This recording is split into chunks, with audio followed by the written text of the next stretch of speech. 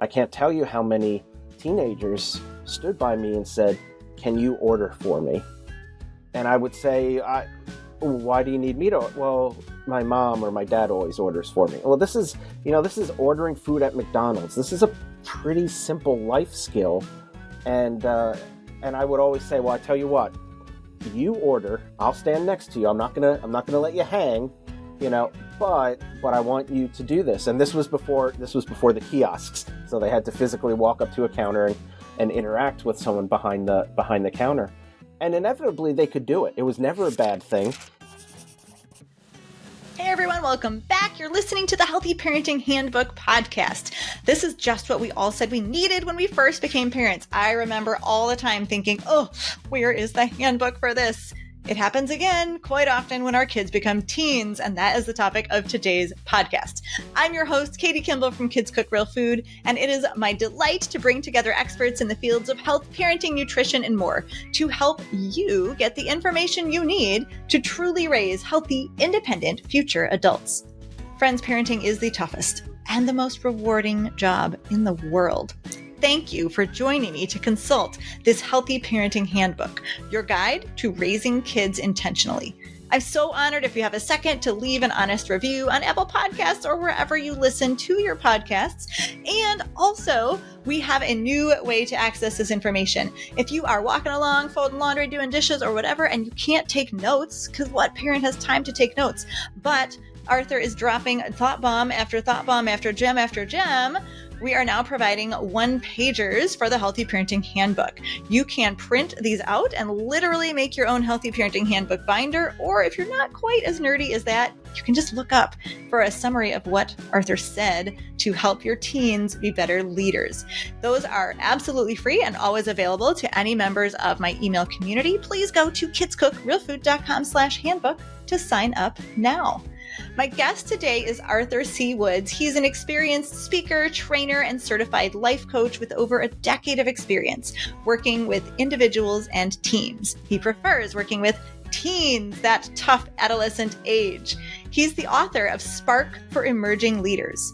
He holds a master's degree in student and family ministry and sits on the board of directors at Camp Orchard Hill in northeastern Pennsylvania, where he lives with his wife, Elizabeth, in Lancaster County. I'm so honored to host Arthur C. Woods today as we really dig into this topic of leadership and hard work ethic for our teens. Let's take a listen. Arthur, thank you for joining us to talk with our parents about teens and leadership.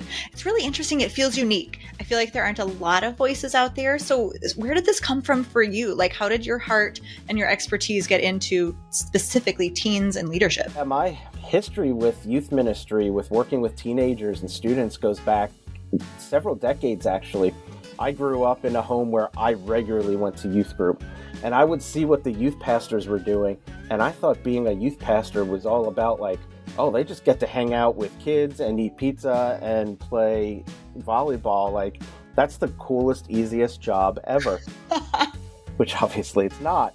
However, that was kind of in my middle school, high school brain. That's what I thought. But it put me on a trajectory where I really wanted to work with students. And so when I graduated from high school, that's the exact trajectory I went on. I got a bachelor's degree in youth ministry, eventually went on to get a master's degree in student and family ministry. And yes, over time realized it's a lot more than just playing volleyball and eating pizza. And I bet you got good at volleyball, though. Yeah, I wish I could be like, oh yeah, you should see me, Katie, I'm wonderful. No, what I got better at is eating pizza. Oh, yeah, I went a different direction. Yeah, I went more the pizza direction. But over the years, so I learned to love working with students and developed a passion for that. And then as I developed more of an interest in developing my leadership abilities, I started realizing, the stuff that I'm learning as a leader, that I've been experiencing as a leader, the books, the courses, the podcasts, the seminars, everything that I'm gaining and learning about leadership, this is so practical, even at a middle school and high school level. And we don't usually think about those things too often. Well, that was a great juxtaposition of your personal development and your professional, job. Curious, it sounds like you've been working with teens for more than a week or two.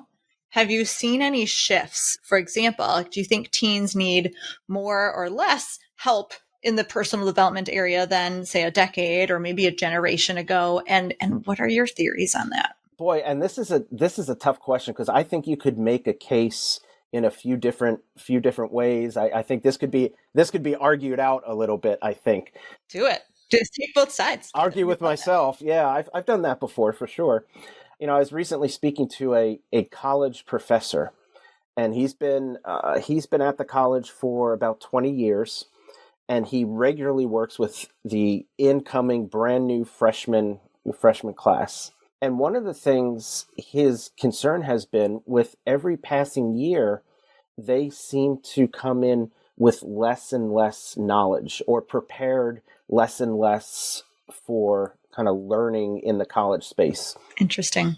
There might be all sorts of reasons behind that, and I don't think it's within the scope of our conversation to figure out necessarily why that is. I think we could probably play the blame game on a bunch of different institutions and things and whatever. But just his observation is that they're not coming in well enough prepared, even as freshmen in college, to begin college. And it's interesting, because if you think about the resources that are available to middle school and high school students that we couldn't have even dreamed of when we were kids, it's incredible. They should be the most prepared, the most well-resourced generation ever coming into, say, college.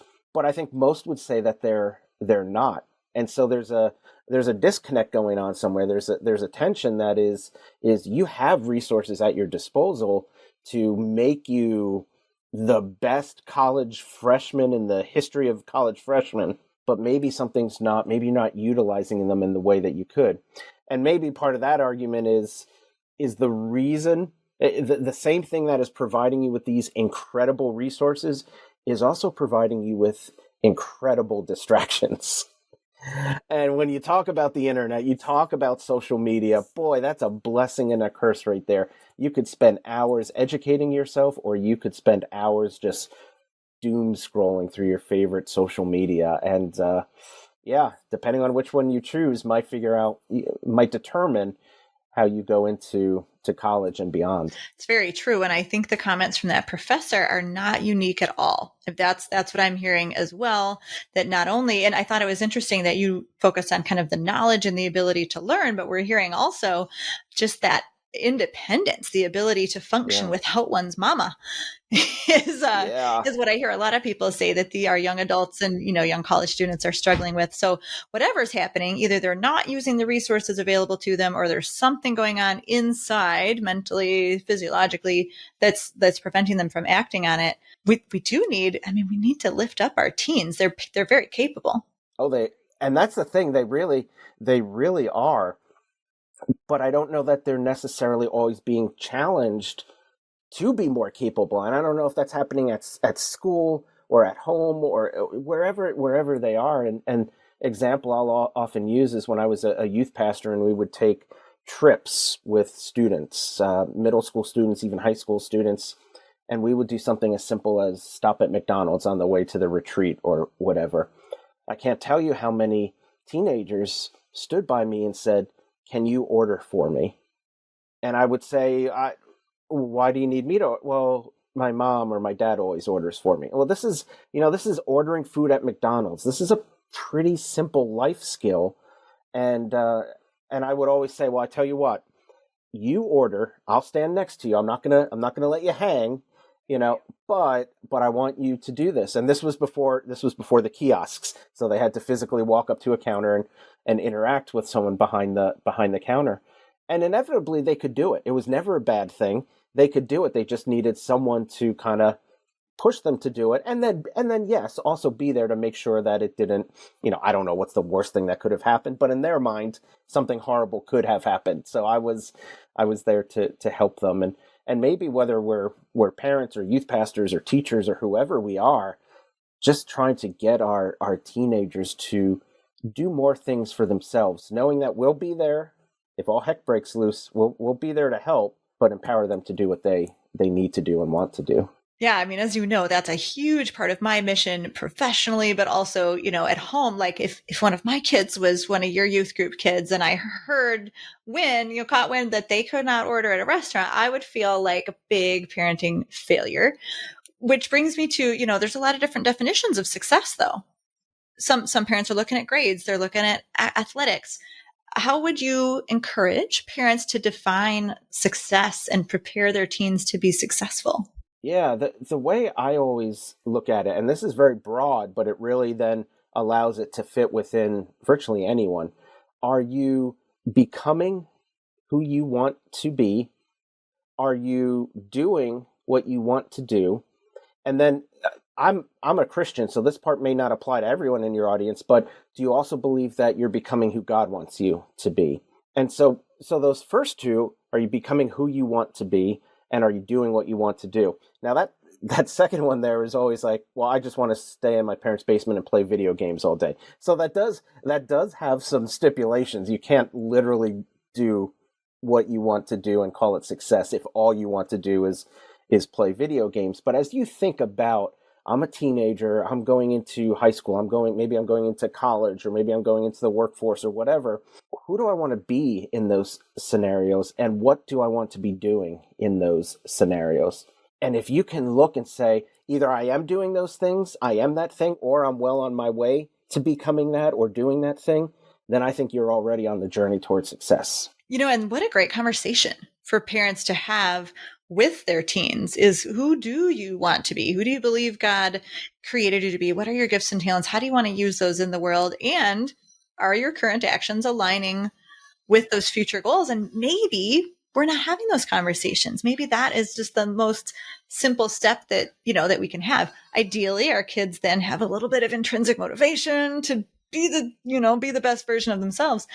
You have a course called Work Ready Teens, and I'm just really curious, what are some practical ways that parents can encourage their teens to be work ready, which I think you define as professionalism, having a work ethic, being punctual, taking time management seriously, etc.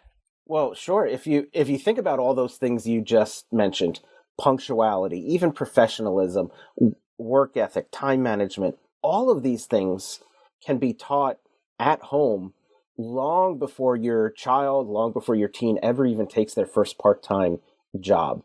You can teach punctuality at home. You can set the example of punctuality at home. You can set the expectation of punctuality at home. Same thing with work ethic. We don't necessarily want to go into our first part-time job having no skills in that area, although often we kind of do. And I think back to my days when I got my first part-time job. I was a disaster. I don't know how they didn't fire me. I know on one situation, the fire department had to be called because of some dumb decision myself and another coworker made. Just stupid stuff. And I look back and I think, how did they even keep me employed? I think I just got lucky, because they probably should not have. But I think about, that was kind of the inspiration for why we created Work Ready Teens, to say, maybe you don't have to have the fire department called on your place of business before you learn that, hey, maybe there are some things that are appropriate in the workplace, or here's kind of what professionalism looks like. It's, you act at work a little differently maybe than you act at home or with your friends. For sure. Would you recommend that parents overtly teach those skills and use those words, or is it more of a caught, not taught? Like we are punctual people, therefore our kids will become punctual naturally. Yeah, I like the idea of caught, not taught, but a lot of times I just think caught and taught.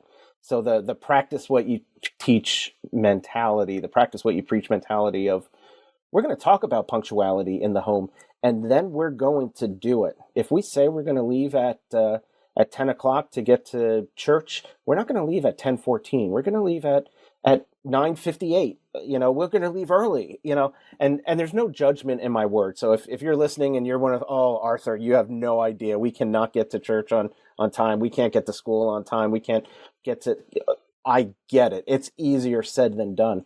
But if we're able to develop those kind of skills in our children and then in our teenagers before they ever have to step through the doors of a business and punch a time clock, it's going to be a lot better for them in the long run. And I can see conversations about that too. Like, all right, guys, we were a little late for church today, or a little later than we wanted, or I was a little late meeting my friend.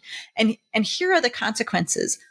But if I'm a little late for work, the consequences are much deeper, right? They're much more far reaching because A, I could lose my job. B, I'm affecting my coworkers, just even kind of exploring what happens when it's a real job. One of the interesting traits that you bring up in Work Ready Teens is adaptability and flexibility. You tell teens that those two characteristics are very important in their role as employees or future employees. And I said the same thing in my TEDx talk on critical thinking. So that made me really curious. How do you define adaptability and flexibility, and maybe some examples of how teens can practice those traits? Because those are not like a one day lesson and you got them. No, for sure they're not. And anyone who has been in the workforce for any amount of time knows that you do have to be adaptable. You do have to be flexible. Things at your job, whether it's your first part-time job or you've been in a career for decades, things change, things pivot without you necessarily realizing they were going to, or even necessarily agreeing that they should. And you have the option then as an employee at that point to either fight that or just to say, okay, this is the direction that the employer, that the owner, that the manager has chosen to go, and I'm going to flex. I'm going to be okay with that. I'm adaptable, so I'm going to practice adaptability. And some of that's just honestly a mindset to go into a job and say, things are not always going to be the way that I want them to be. And when they're not, I'm going to be adaptable. You could literally make that one of your personal affirmations, one of your personal statements that I am adaptable, so that when those times of change come and those things happen that you really wish weren't happening, you can remind yourself, I am adaptable. And one kind of real practical piece of advice, and I'm a one-on-one coach, and I work with a lot of teenagers, and I give them this advice all the time. Stay out of the toxic conversations that are complaining about the boss, complaining about the company, complaining about the new vision or the changes or whatever it is, because we love our little complaint circles. Whether we're a teenager or adult, by default, we tend to enjoy that. We like to sit around and complain about the bosses. If you can make a decision early on that you're not going to be part of those conversations, it's going to set you apart. It's going to not only be good for you because you're going to have a different mindset and a different behavior than your coworkers who are complaining and gossiping and being toxic, but also your managers are going to pick up on the fact that, oh, wow, he or she's a little different. When we make a change, she's not going crazy like some of the other people are. And you can really stand out in that regard. I think it actually helps your own, I want to say, mental health or perspective too, because if you're constantly complaining, you're miring your own brain in all that negativity as well, as opposed to what you said, I am adaptable, I am flexible. And I kind of want to add to that, like, it'll be okay. It will. It always is. It'll be okay. It always is. It will be okay. Yeah. Mm-hmm. I do worry about that for our young generation. I see a lot of people where, like, one little thing goes wrong and they're getting the counselor to take them out of class, or they're, you know what I mean? They're like quitting their job, or I talked with one young guy, like 20 years old or something, and he had the smallest conflict as a server in his job. And so he quit. And I was like, I can't decide if I sort of respect you for that, but I don't think, I think you probably should have stuck it out. And I just see, I feel like that's more of a newer thing for our younger generation, that the first sign of conflict or disdain or, dislike, like they're out of there. Gone. So that flexibility is really what's needed, and resilience to kind of stick with it and just ride it out, see what happens, right? Agreed. Well, and your other favorite topic is leaderships. And I do think part of being great at your job is having some leadership. I do wonder if a lot of teens feel like leadership is like something for the older people. It's something for my future. I can wait till later. What do you say to teens and parents of teens about why leadership is important now? Yeah, I love this question. So I get to teach some different leadership courses. And my starting point is always that you are a leader regardless of any position of leadership you may or may not have at this point. And there's all sorts of ways you can define leadership. It's been defined and redefined a trillion times. But my favorite goes all the way back to John Maxwell, who most of our teenagers would probably never have an idea who that person is. But he's basically been the leadership guru for decades. And he says leadership is influence. Nothing more, nothing less. That's all influence is. That's all leadership is. It's simply being able to influence someone. And then I go back to our teenagers and say, who do you have influence over in your life? And inevitably they can list some people. Well, I have some influence over my younger siblings, over my friends. And we talk about, can you even have influence over your parents? Can you have influence over your teachers? Can you have influence over your bosses? And the answer is yes. Even though they have a position of authority over you, you're able to lead up or influence up toward those people who have authority over you. And when we set that kind of foundation of you have influence, then it's just a real quick step to say, because of the influence you have, you are a leader. Now, what do you do with that? Because if we're all leaders, we can choose to be horrible leaders, and there's plenty of horrible leaders in our world. We don't need more horrible leaders. Or you could choose to be an extraordinary leader. And so that's a starting point with all my leadership courses is you have influence, you're a leader, and you have responsibility to be an extraordinary leader. And if you believe that, it does not matter what your position of authority is or whether or not you have any kind of position of leadership. You in and of yourself are a leader. Now go act like it. I love that quick definition of a leader is just someone who has influence over anyone else, which means everyone is a leader, and giving a teen that moniker of you are a leader. You don't have to become a leader. You don't have to learn to be a leader. You are a leader. So how are you going to lead? I still remember back between my freshman and sophomore year of high school, I went to a church leadership camp, and one of the very early exercises, like these are kids from different towns I didn't know, and you had to lead them in a task, but we were given a style of leadership. And I was given the style of you just tell everyone what to do. And it was, I nearly was in tears because they didn't know me. They weren't about to listen to me. I had no influence over them. And for me, it was actually a good lesson because I naturally was sort of that bossy leadership style, and to see it fail so dramatically, I think that particular exercise really helped me figure out that a leader is just not someone who tells everyone what to do, right? And thinking about that word influence, that is a very, very powerful vocabulary term. I know we're borrowing it from John Maxwell, but to say you are a leader if you have influence and you need to be an extraordinary leader. I love that challenge for teens and young adults. I think it's super important. So Arthur, you wrote a book about teen leadership called Spark, and that's an acronym. So imagine Spark in all caps, everyone. Exactly. It stands for singularity, persistence, advocates, resources, and knowledge. And so obviously that's a whole book to unpack that, because I'm like trying to wrap my brains around each one of those multisyllabic words.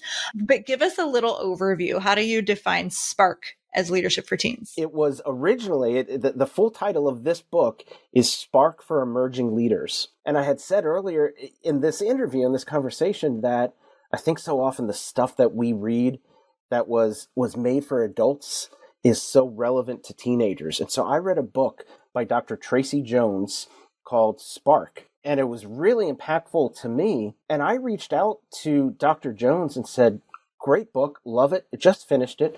Would you be interested in working with me on a teen edition of this? Because the framework you create here is just so relevant to teenagers. And so we worked on this for about 2 years, going back and forth and making sure I properly understood, the framework. And then we just released it a few weeks ago specifically for teenagers. It's called Spark for Emerging Leaders. And it is, as you said, a 5-part framework: singularity, persistence, advocates, resources, and knowledge. And we may not have the time to unpack all 5 of those today. And that's right, because that's the whole book. Yeah, that's true. But just to even start with that first part, singularity, even as a teenager, whether you're a young 13-year-old teenager or you're the oldest 19-year-old teenager, it's never too early to start thinking about, well, like we kind of even said earlier, who do you want to be? What do you want to do? What's most important to you? What is kind of that singular focus that you want to be working toward as a middle school student, as a high school student, as a college student, as someone who's just entering a new career? What is it you really want to be focused on? And so we talk about the importance of creating a singularity, something that you as a teenager can really begin to focus on, and then have you identify what is that singularity in your life and how can you begin getting that? How can you begin approaching that in your own life? And then the rest of the book, after you've kind of thought through your singularity, is the persistence, the advocates, the resources, the knowledge. How do they all support that singularity? So that by the time you've read the book, you've answered the questions, you've thought through it, you kind of have a game plan for, this is how I'm going to navigate middle school. This is how I'm going to navigate high school. This is how I'm going to navigate college, or my part-time job, or my full-time job, or my family, or my church, or my volunteers. Whatever it is in your life, you now have a game plan or a spark, if you will, to kind of ignite the direction that you want to head. So it was very exciting to read, to write rather. Hopefully it's exciting to read as well, but it was very exciting to write. I'm super glad that it's out. Very grateful to Dr. Tracy Jones for allowing me to work with her original material and contextualize it for teenagers. And I really believe in the message that if a teenager goes into this book wanting to kind of figure out what's most important to them and willing to do a little bit of work beyond just reading a book, I think it could be absolutely transformative in their life. I'm so glad you shared that origin story, because I have to say, as I was trying to, wrap my brain around what the book was about, I'm like, there's another one by someone different with the same cover, kind of similar cover, right? You're like, what is Arthur doing? Weird. So what a cool thing for you to reach out to an author. I mean, honestly, that's a great example of like leadership, persistence, like knowing your singularity, that you work with teens and you speak the language of teens. And what a cool thing that you reached out and Dr. Tracy Jones said, sure, let's make it happen. It'll take 2 years. Yep. Wow. Like, that's amazing. So when we think about parents, because of course we're not talking to teens right now, most likely it's the parents listening. As a parent, how can like learning at home skills, not academics, not athletics, but things like organizing papers, cooking a meal, dusting a surface, which I'm like looking around like, please come dust my surfaces. How could maybe some of that homework help teens develop skills like leadership that will help them at work? Yeah, and I enjoy that question because the answer is almost in the question. How can developing life skills at home help develop their leadership? Well, the answer is in the question, skills. We're developing skills. So that's going to be helpful in two kind of unique ways. So if you used an example of like cooking a meal, yes, you're learning a skill to cook a meal. That's a specific skill, and that's a good skill to have regardless of your age. That's a good skill to have. But more broadly, what you're also learning is the skill of learning skills. And if you're a teenager who is regularly learning things from their parents or from their teachers or whoever it is, you're really in a mindset where you want to learn more and more and more. You're not only learning those specific skills, but you're learning how to learn. And that, I mean, one of the key components of being a great leader is knowledge, the ability to gain knowledge. So learning to cook a meal isn't just learning to cook a meal. Cooking a meal is also learning how to learn to become a better person, a better professional, a better leader. So parents, any skills that you can help your children and teenagers learn within the house, don't ever think they're trivial or they're unimportant. It's because, yes, we do want them to know how to do their own laundry or mow the lawn. That's a good skill to have. But even more than that, we want them to learn how to learn, to know how to develop skills, and to recognize the importance of learning skills. I agree wholeheartedly. And that's, a lot of people ask me on podcasts, well, like AI is going to do everything for us, Katie. Like, why should we teach our kids these basic skills? And it is just that. Like, if we lose the ability to learn, we lose our humanity. We lose the ability to be human. And I'm thinking of some of the best leaders I know. And not only do I look up to them because maybe they have like the presence, right? They have that sort of leadership quality. But when you can see that someone has a deep well of knowledge from which to draw, as well as the knowledge that they don't know everything, right? That touch of humility is super important. But I love that you said that, like the ability to gain knowledge and continue collecting knowledge. I do think it raises you up in a way in other people's eyes where people respect simply that knowledge. And then if you can learn some of those like rounding the edges of leadership where you don't just tell them what to do, ninth grade Katie. And what amazing strong leaders can be developed with starting with vacuuming the carpet. Yes. Right? I mean, it sounds so funny, but you're 100% right. Vacuum the carpet, and that will help you become a better leader. The dots can be connected. Mm-hmm. And because like sometimes looking at the reverse helps us get to the answer too. Like if I'm always vacuuming the carpet for my child, I'm doing everything for them, right? I believe that's one of the reasons that some of our college freshmen are going off, like flailing about, not knowing what to do because things have been done for them. They're clearly not in leadership if they are on the bottom of the totem pole and everything's always done for them, right? So there's lots of angles at which to look at it, but bottom line, teach your kids life skills, you guys. It's really important. So Arthur, you know teens really, really well. I want you to speak to our parents right now, and I love to end with a super practical step, like one thing a parent of a teenager can do today to sort of build this work ethic or this leadership ethic in their kids. And you had given me a heads up that you were going to ask this question, and I'm excited about the answer because there's so many different ways to answer this. But here's I was trying to come up with something that was unique and maybe not other people have thought of, but something that I have used with my kids. Right now, my wife and I have an adult daughter. We've also had a bunch of foster kids, teenage foster kids in our home, and one of the things that has worked so many times when you're looking to build a connection, build a relationship with them, if you feel like there's a distance right now or a tension, is to go to your kids. This would work with children, but especially with your teenagers. Go to your teenagers and ask them for advice on something you're genuinely struggling with. All right. Now, there's boundary issues. You're the parent and they're the kid. You don't just reveal everything you're struggling with, of course. But is there something that like you could genuinely use some advice on and you feel like, you know what, my teenager may or may not have great advice for me, but just you as a parent going through and saying, this is something I'm dealing with a little bit. I've thought a lot about it. I would honestly just love to get your perspective on this. I think your average teenager is first going to be shocked that mom or dad is asking for their advice. But I have a feeling, and certainly in my experience, this has been the case, they're going to open up to you in ways because their defenses are going to be down. That's so often why there's a disconnect in communication, because their defenses are up, because it's usually the parent telling the teenager what to do. It's usually the parent saying, this is what I think about your situation. But when a parent can come around and say, let me know what you think about my situation, it's going to bring their defenses down. And suddenly it's going to open up a communication, open up a conversation, a discussion that you can build upon in however you feel like you need to build upon. So ask your kids for advice. And if you choose not to take it because it's horrible advice, that's okay. It's not part of the system.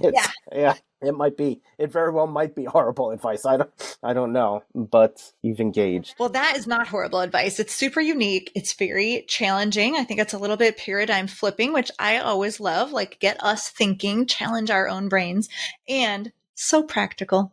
So practical. We all can actually do that today without even thinking too hard about it. So that's exactly how I love to end the show. Thank you so much, Arthur C. Woods. You guys definitely go check out the book Spark for Emerging Leaders and the course Work Ready Teens you can find at kidscookrealfood.com/workreadyteens. check the show notes for a possible coupon code. We definitely want to, send you over there. Work Ready Teens does come with private coaching with Arthur, which is kind of the gold of the situation, because we need, our kids need adults to kind of tell them a little bit about what's what, and they don't always listen to the adults who gave birth to them in my experience. So thank you again, Arthur. This has been great for our parents of teens. Yeah, thanks, Katie. I appreciate it. Thank you. Thank you for listening to this episode of the Healthy Parenting Handbook podcast. I hope your brain feels fed and your heart feels full, and that you feel connected, knowing that there are other parents on this journey with you. We're just trying to raise healthy, independent adults. And the next time you think, man, there is no handbook for this job, now there is the Healthy Parenting Handbook. Look up the podcast wherever you listen to your podcasts. Please leave a review, my friends, as that helps other parents who need this information to find us. And of course, subscribe. That's a huge help. You can also look for our shorts as a reel on Instagram at Katie Kimball Kids Cook, or subscribe to the Healthy Parenting Handbook Shorts channel on YouTube. You'll get those bite-sized portions of healthy parenting advice.